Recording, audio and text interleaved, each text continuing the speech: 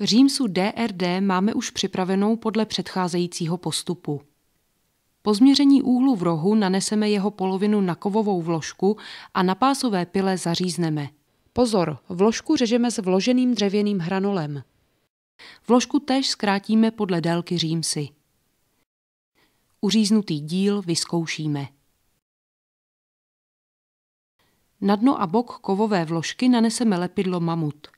Vložku přilepíme do otvoru v římse a přišroubujeme.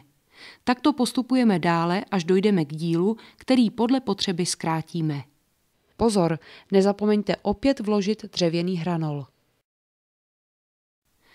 Do dna sádrové římsy vyvrtáme otvory. Provlečeme šroub a matkou zajistíme a lehce dotáhneme.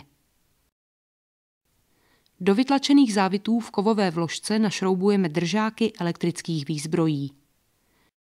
Po přišroubování všech kovových vložek můžeme přilepit i boční záslepku. Na bok římsy naneseme spárovací hmotu Feigenfüller Leicht a záslepku přilepíme. Na spoj naneseme spárovací hmotu a špachtlí stáhneme.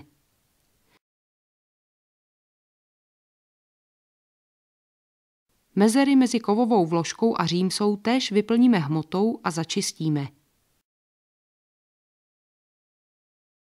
Nyní můžeme nainstalovat elektrické výzbroje.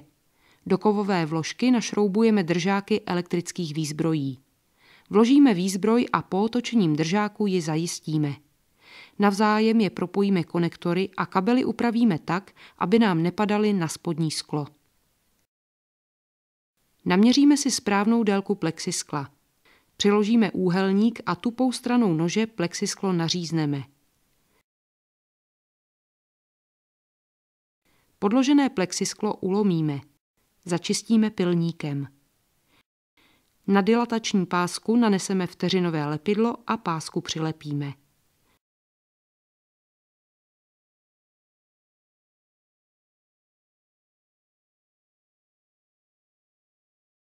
Plexisklo vložíme do římsy.